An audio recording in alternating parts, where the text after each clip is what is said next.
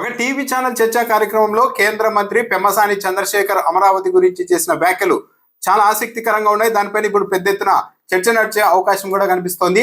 ఆయన చెప్తూ ఉన్నారు, ఎవరైనా సరే ఇన్ఫ్రాస్ట్రక్చర్ రెడీగా ఉన్న సిటీలోనే పెట్టుబడులు పెట్టాలనుకుంటారు, అప్పుడే వారికి తక్షణం బిజినెస్ అన్నది ఉంటుంది. ప్రస్తుతం అమరావతిలో జనాభా లేరు, ఇన్ఫ్రాస్ట్రక్చర్ బిల్డ్ అయితేనే అమరావతిలోనికి మనుషులు వస్తారు. ఎవరైనా సరే ఒక హోటల్ పెట్టాలి అని అనుకుంటే అమరావతిలో ఇప్పటికిప్పుడు అక్కడ వ్యాపారం జరిగే పరిస్థితి ఉండదు.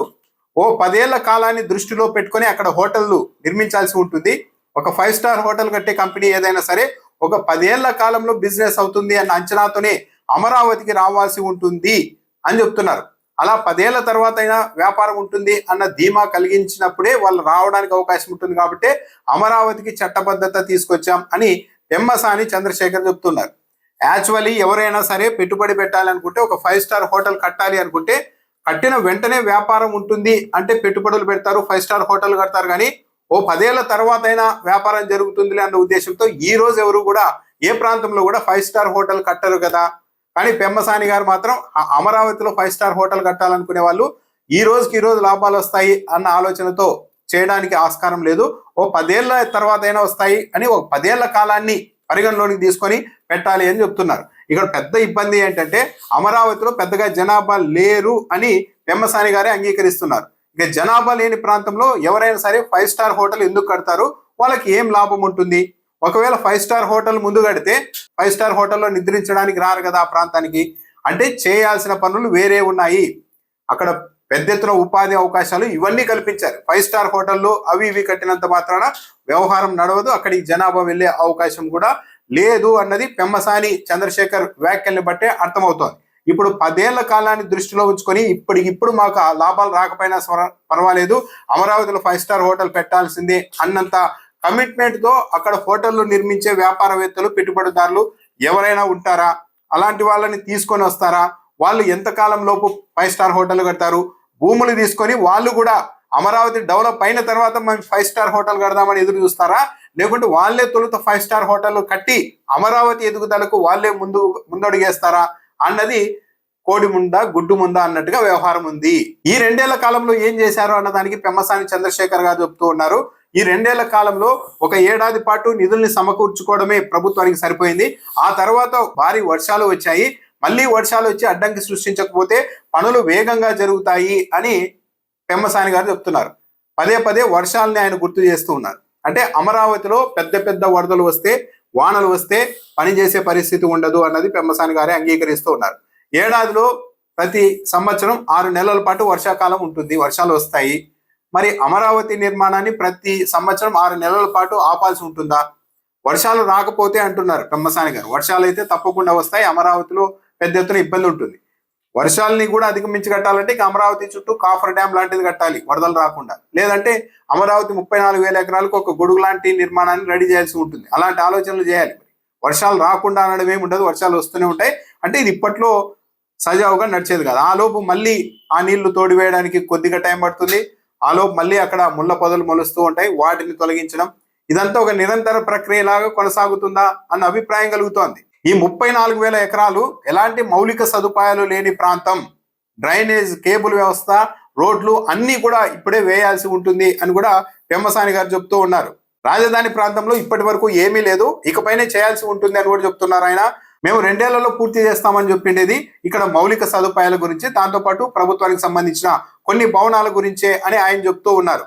ఎవరైనా సరే అమరావతిని రాజధానిని హైదరాబాద్ లా 2 ఏళ్లలో చూడాలి అని అనుకుంటే అది అత్యాశే అవుతుంది అని కూడా పెమ్మసాని గారు చెప్పారు. ఏదో 2 ఏళ్ల కాలంలో హైదరాబాద్ లో అమరావతి ఉంటుందని అనుకుంటే మీది అత్యాశ అవుతుంది అని కూడా ఆయన చెప్తున్నారు. ఇదంతా ఒక కంటిన్యూస్ ప్రాసెస్, దీన్ని గుర్తించుకోండి అని కూడా చెప్తున్నారు. దాంతో చర్చా కార్యక్రమం నిర్వహిస్తున్న వ్యక్తి జోక్యం చేసుకొని హైదరాబాద్ లో అమరావతిని చూడాలంటే ఇంకో 50 ఏళ్ళు పడుతుంది, ఇప్పటికిప్పుడు ఎవరు కూడా అలా అంచనాలు పెట్టుకోలేదు అంటూ చెప్పడంతో పాటు అమరావతి అన్నది హైదరాబాద్ లో మారేసరికి అప్పటికి హైదరాబాద్ ఇంకెక్కడికో వెళ్ళిపోతుంది అని కూడా ఆయన అంగీకరించారు. కేంద్ర ప్రభుత్వ రంగ సంస్థలు ఎప్పుడు వస్తాయి? భూములు ఇచ్చారు కదా, వాటిని ఎప్పుడు ప్రారంభించే అవకాశం ఉంటుంది? హోటళ్లు, విద్యా సంస్థలు లాంటివి ఎప్పుడు రావచ్చు అంటే పెమ్మసాని గారు సూటిగా సమాధానం చెప్పలేకపోయారు. ఇవన్నీ ఎప్పుడు ప్రారంభం అవుతాయి ఏంటి అన్నది నేను కరెక్ట్ గా ఒక టైం లైన్ అయితే చెప్పలేను, కాకపోతే వీలైనంత త్వరగా చేస్తాం అన్ని అని కూడా ఆయన చెప్తున్నారు. చాలా సంస్థలకు భూములు ఇచ్చినాం, కొన్నింటికి క్యాబినెట్ అప్రూవల్ రావాల్సి ఉంది, కొన్నింటికి ఆల్రెడీ అప్రూవల్ ఇచ్చారు. కానీ ఆ సంస్థలన్నీ వాళ్ళ నిర్మాణానికి సంబంధించిన డిజైన్ తెచ్చుకొని పునాదులు వేసి నిర్మించాలంటే కనీసం 2-3 ఏళ్ళు పడుతుంది. కాకపోతే వాళ్ళకు ప్రాక్టికల్ గా కొన్ని సమస్యలు కూడా అక్కడ ఉన్నాయి. వాళ్ళకు పవర్ సప్లై ఇవ్వాల్సి ఉంటుంది, అండర్ గ్రౌండ్ కేబుల్ వల్ల కొన్ని ఇబ్బందులు ఉన్నాయి. సో కాబట్టి ఇలాంటి ఇబ్బందులు ఉన్నాయి కాబట్టి వాళ్ళైతే ఎప్పుడు నిర్మించేస్తారు, కేంద్ర ప్రభుత్వ రంగ సంస్థల నిర్మాణాలు ఎప్పుడు పూర్తవుతాయి అన్న దానిపైన నేనైతే ఒక టైం లైన్ చెప్పలేను అని కూడా పెమ్మసాని గారు చెప్తూ ఉన్నారు. రైతులకు రిటర్నబుల్ ప్లాట్ల అంశం పైన కూడా పెమ్మసాని గారు స్పందించారు. మేము అన్ని ఆల్రెడీ ప్లాట్లను కేటాయించాం, ఏ ప్లాట్ ఎక్కడుందో రైతులందరికీ తెలుసు, కాకపోతే అక్కడ డ్రైనేజీ రోడ్లు ఇవన్నీ వేయాల్సి ఉంది, సర్వే రాళ్ళు పాత ఇవ్వాల్సి ఉంది. సర్వే రాళ్ళు పాతకపోవడానికి ప్రధాన కారణం అండర్ గ్రౌండ్ డ్రైనేజ్ వేస్తున్నాం, ఆ మట్టిని తీసి పక్కన వేసినప్పుడు సర్వే రాళ్ళ మీద పడుతుందన్న ఉద్దేశంతో ఇప్పటి వరకు సర్వే రాళ్ళు పాతలేదు అని కూడా చాలా సింపుల్ గా పెమ్మసాని గారు చెప్తున్నారు. యాక్చువల్లీ కాగితాల మీద రిజిస్ట్రేషన్ చేసి ఇవ్వడం, మీ ప్లాట్ పలానా చోట ఉంది అని చెప్పడం అనేది చాలా సింపుల్ మెథడే. కానీ ప్రభుత్వం ఆ రైతులకి ఇచ్చిన హామీ ఏంటంటే, మేము తీసుకున్న మీ భూముల్లో ఇన్ఫ్రాస్ట్రక్చర్, ఏది రోడ్లు, విద్యుత్, అండర్ గ్రౌండ్ డ్రైనేజ్, నీటి సరఫరా ఇవన్నీ చేసి మీకు అప్పగిస్తాం అని చెప్పారు, సర్వే రాళ్ళు పాతి మరి. కానీ ఈ దిశగా ఇప్పటి వరకు ఏది కూడా కంప్లీట్ కాలేదు. ఈ వ్యవహారాల్లో రోడ్లు కంప్లీట్ కాలేదు, అండర్ గ్రౌండ్ డ్రైనేజ్ కంప్లీట్ కాలేదు, విద్యుత్ వ్యవస్థ కంప్లీట్ కాలేదు, ఏది కూడా కంప్లీట్ కాలేదు, సర్వే రాళ్ళు కూడా పాతలేదు. సో ఇదంతా ఎప్పుడు పూర్తవుతుంది అన్నదే చూడాలి. ఈ టర్మ్లో అయినా తెలుగుదేశం పార్టీ కనీసం ఫిజికల్ గా రైతులకు ప్లాట్లను కేటాయించగలుగుతుందా లేదా అన్నదే ఒక పెద్ద ప్రశ్న. సో మొత్తం మీద పెమ్మసాని గారు చెప్తున్నది ఏంటంటే, అమరావతి విషయంలో ఇప్పటికిప్పుడు మీరు భారీ అంచనాలు పెట్టుకోమాకండి, ఏదో హైదరాబాద్ అయిపోతుందని మీరు అనుకోమాకండి, అది మీ అత్యాశ అవుతుంది, మేము చేయాల్సింది చేస్తూ ఉన్నాం అని పెమ్మసాని గారు చెప్తూ ఉన్నారు. ఎవరైనా సరే అక్కడ పెట్టుబడులు పెట్టాలి, ఒక 5 స్టార్ హోటల్ కట్టాలి అనుకున్న వాళ్ళు ఇప్పటికిప్పుడైతే అక్కడ లాభాలు ఉండవు, ఎందుకంటే జనాభానే లేరు.